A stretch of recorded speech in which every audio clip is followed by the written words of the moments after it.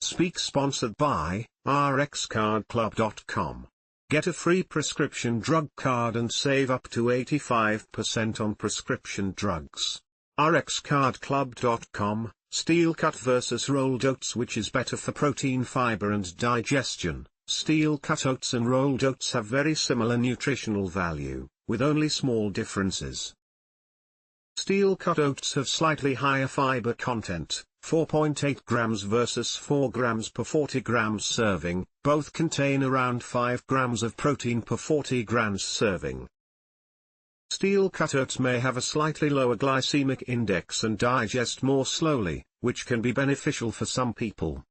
The differences between the two types of oats are mainly related to how they are processed, which affects their texture and cooking time.